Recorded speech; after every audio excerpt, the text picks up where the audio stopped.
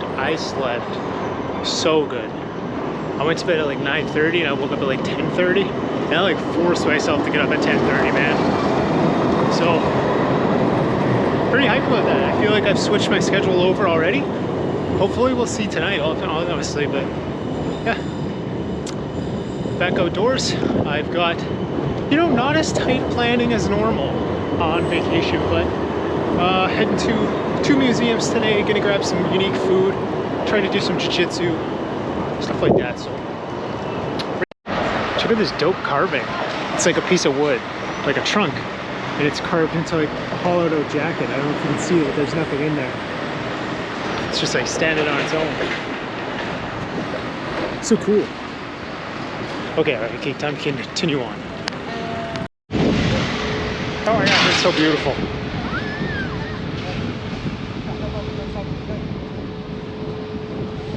A lot chillier than yesterday, but very good. Tried to not get run over by a bike. Okay. I survived. I didn't get run over by a bike.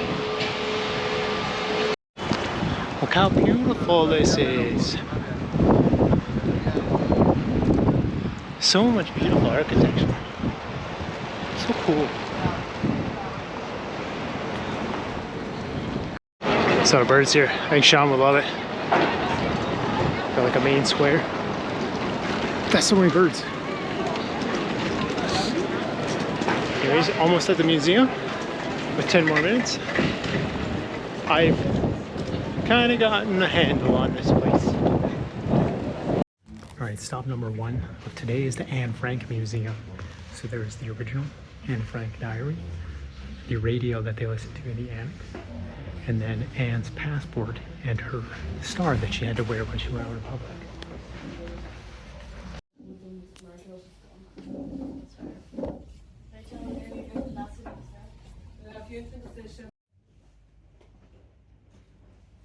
Yes, if everybody's ready, please come over here. We're going to go downstairs. Yeah, for practical reasons, I'm just going to inform you right now. Inside the museum, you're not allowed to... Okay, so certainly the most sad place I've ever been in my life. So sad.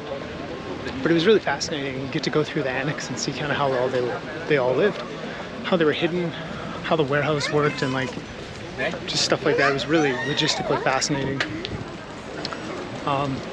Man, I feel for Otto. Like Otto had to he came back. He was the first one released, and came back to like the hiding place, and he just waited there just in case anyone came back. And they would get these like books from the camps saying like who passed away as they were liberated. They'd be like, oh, here's who died at this concentration camp, and you would go out and you would get that book and see if your family passed away, so you kind of knew what happened with them.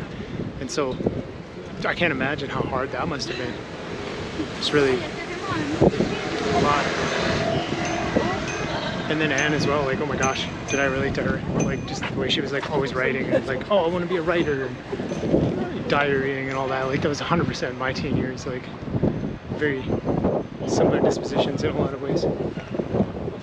So sad, but fascinating. What was really interesting is that they talked about how, like, this one's only known about because Anne Frank wrote that diary, but there's like likely hundreds of similar annexes and stories all over. That was really interesting.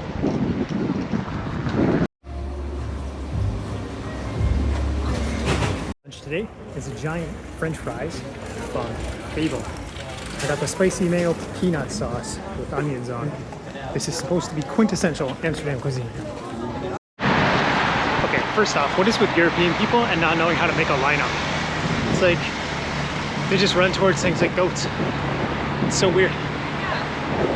Also, so in my travels of Europe last year, a couple years ago, when I was last in Europe, everybody was like, wow, Switzerland's so expensive. And now after being in Amsterdam, oh my gosh, this is like way more expensive than Switzerland. Alright, back at the hotel, eating my French fries. The peanut sauce, spicy peanut sauce on the French fries is banger. That's so genius. Also, these fries aren't like, they aren't oily and they aren't salty. Like, I don't think they add salt to them. And they just throw on that peanut sauce and onions. This is the best thing I've eaten in Amsterdam. This is so good. They got massacred. Okay, those fries. I keep saying these got massacred on my Instagram. What's getting massacred is my blood pressure. Oh my gosh, I've ate so much salt and sugar. So the shopping mall was a lot like Switzerland. Prices were actually really, really good there. They were like cheaper than Canada, which is crazy because the restaurants are insanely expensive. But anyway, I stocked up, man. I got apples, zucchini, bananas, a bunch of different Dutch cheeses, and then a bunch of different Dutch baking. So I'm pretty excited, and I took pictures of the baking so I can make them when I get home, and I'm really, really excited about that. So there I am, chilling, eating a banana, and I look up like the Van Gogh place, because there's one close to my hotel, and I'm like, oh yeah, this is like 15-minute walk, that's so chill. And then I look at it and it's like closes at 5. I was like, my ticket's for 5, it can't close at 5. Turns out there's 2 of them, and the other one's like 45 minutes away. So I am hoofing it across town right now. So I got to the Van Gogh Museum. You just lay on the ground and there's like all this art projected all over the cathedral. It's pretty crazy. Gosh, this is so beautiful. Look at all that art.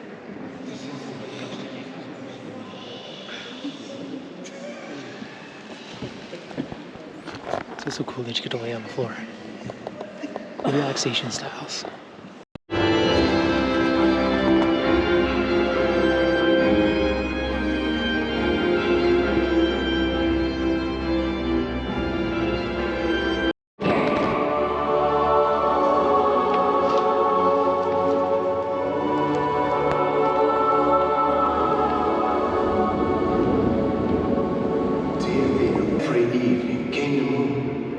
And whispered in my ear, telling her the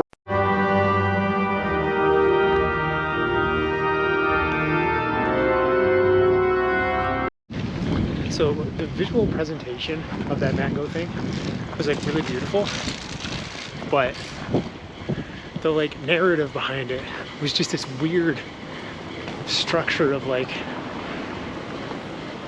classical music and like excerpts from his letters, and it was like there was no clear narrative, nor was there like a clear artistic metaphor behind it.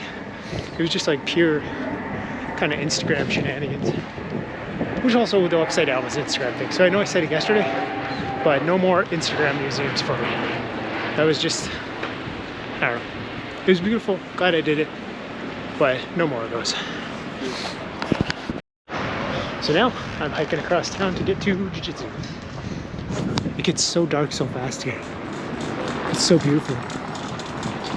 And I wonder why it feels darker here. Like there's no streetlights coming down. Perhaps that's it. But it feels really dark here. Can we check out how beautiful this street is? It's so Christmassy.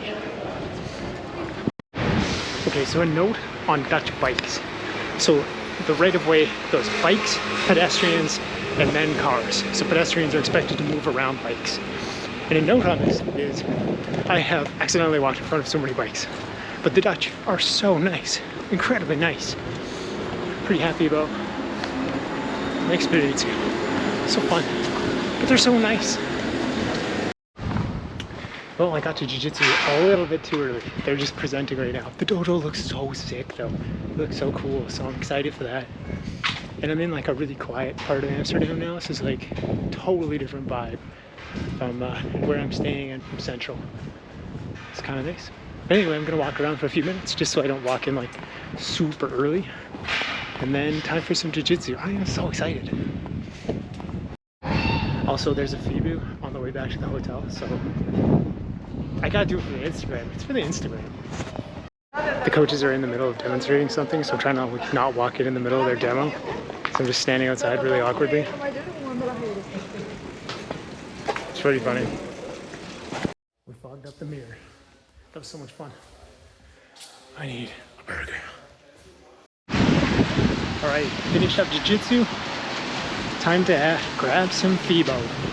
I know I grabbed that like healthy-ish food. Now I'm like burger time. Okay, but what's funny is I'm eating a Fibo purely to show it off on my Instagram. So here we go.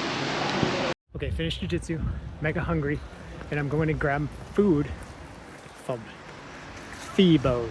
I can't really see it on camera. But Phoebo is a restaurant that's like a giant vending machine. So the chefs cook stuff and then they put them in here, and then you can buy your pieces from the vending machine and mix and match it into like a meal that you want. I got chicken. This is so tasty. They got massacred.